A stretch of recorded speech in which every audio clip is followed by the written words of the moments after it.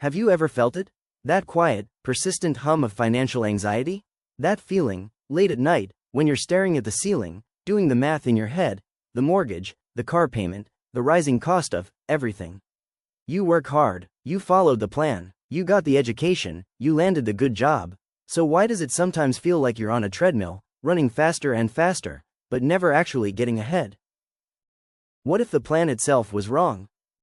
What if everything we were taught about money, by our parents, by our teachers, by society, was a well-intentioned, but ultimately flawed, recipe for a life of quiet financial struggle?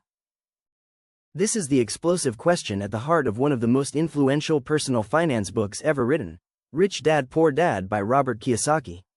Friends, welcome to the channel Book Smell.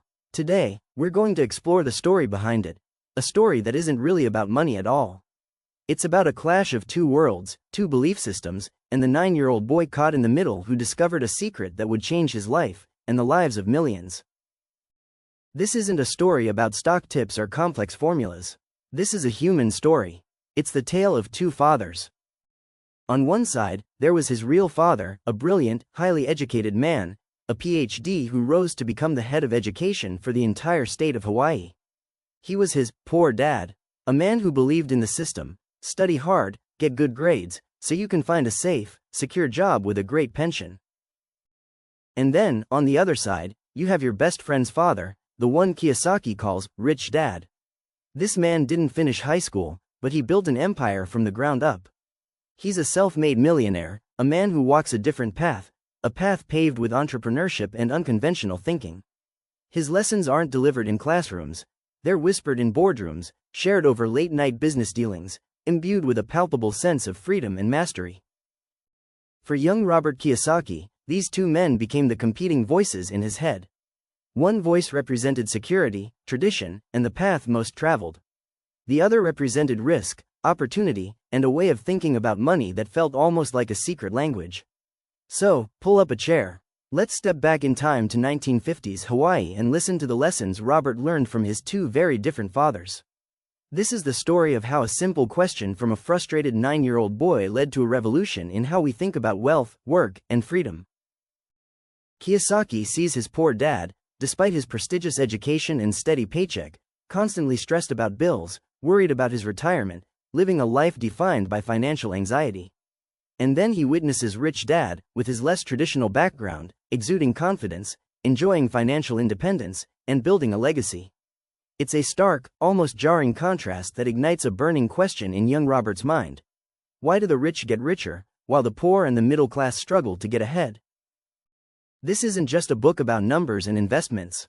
It's a deeply personal story, a relatable struggle that many of us have quietly experienced.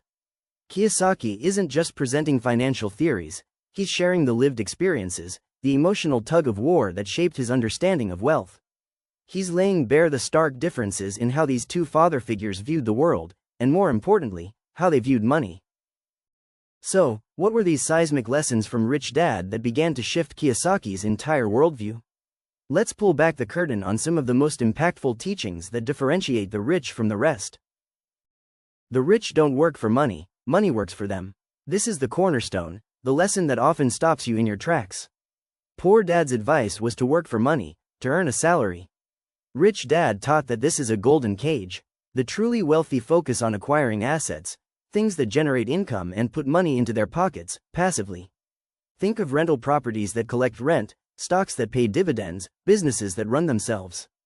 In contrast, the poor and middle class often accumulate liabilities, things that take money out of their pockets, like their primary residence, with its mortgage and upkeep, car loans, and the ever-tempting credit card debt.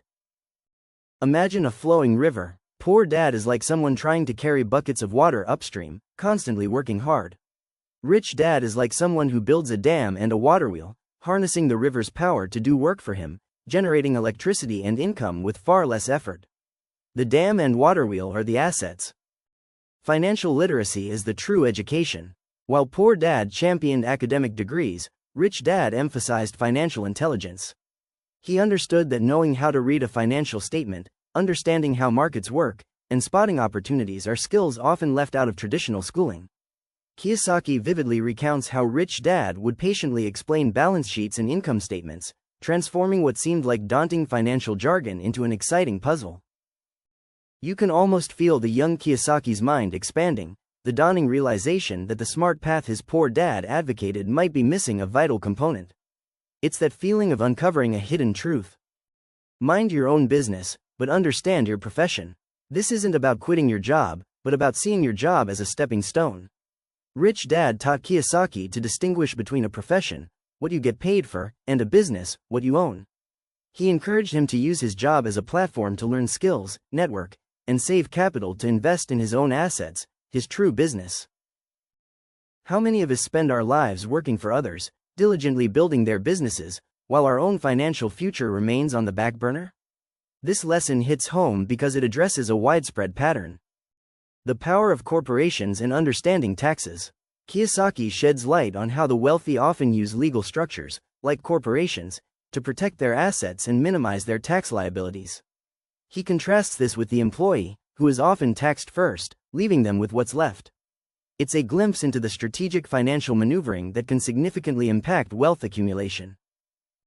This part of the book can feel like gaining access to a secret society's playbook, revealing how the system can be navigated more advantageously. Work to learn, not just for money. Rich Dad's advice was to seek jobs that offered opportunities to learn valuable skills, even if the immediate pay was lower. He wanted Kiyosaki to gain a diverse understanding of sales, marketing, management, and leadership, the very skills needed to build and run successful businesses. It's a powerful nudge for us to reframe our career choices, to prioritize growth and skill development over just the size of the paycheck. But Rich Dad Poor Dad isn't just a dry financial treatise. What truly elevates it are the insights into the human emotions that often dictate our financial destinies. Kiyosaki masterfully explores how fear, the fear of losing our jobs, the fear of not making ends meet, the fear of the unknown, keeps us tethered to security, to the familiar path of working for money. And then there's greed, often disguised as a desire for more things, more status, more immediate gratification. This greed drives many to chase higher salaries or indulge in consumerism without truly understanding how to build sustainable wealth. You can feel Kiyosaki's own journey of overcoming these primal emotions, a journey that mirrors the internal battles many of us face. Rich Dad taught that the wise don't let fear paralyze them or greed dictate their actions. Instead, they channel their energy into opportunity and problem solving. Rich Dad Poor Dad doesn't offer a get-rich-quick scheme. What it offers is far more valuable, a paradigm shift. It's an invitation to question the financial narratives we've inherited, to critically examine our own beliefs, and to take intentional steps towards financial empowerment. Kiyosaki urges us to become financially literate, seek out financial education, read, learn, and ask questions. Focus on building assets. Understand what truly puts money in your pocket and actively pursue it. Think like an owner. Cultivate an entrepreneurial mindset, even within your current employment. Conquer your fears. Embrace calculated risks and learn from every outcome. When you close this book, you don't just have a list of tips. You have a new lens through which to view the world of finance. You feel a sense of agency, a quiet understanding that financial freedom isn't just for other people. It's a possibility for you too. Rich Dad Poor Dad is more than just a book, it's a wake-up call. It's a testament to the power of mentorship, the importance of critical thinking, and the profound impact of our mindset on our financial reality. It reminds us that while our circumstances might be a product of our past, our future is sculpted by the choices we make today. So, if you're ready to challenge your assumptions about money, to look beyond the paycheck, and to embark on a journey of true financial education, pick up Rich Dad Poor Dad. You might just discover the Rich Dad wisdom waiting to be awakened within you. And so we close this book for now, here on Book Smell. Remember, every ending is just a new beginning waiting on a shelf. Keep chasing those stories, and let the wisdom you find within the pages light your path forward. If you enjoyed today's episode, please like this video, share it with your friends who also want to be financially free, and be sure to subscribe to our channel, Book Smell. Tell us in the comments, which lesson did you find most powerful? Are you building assets or liabilities?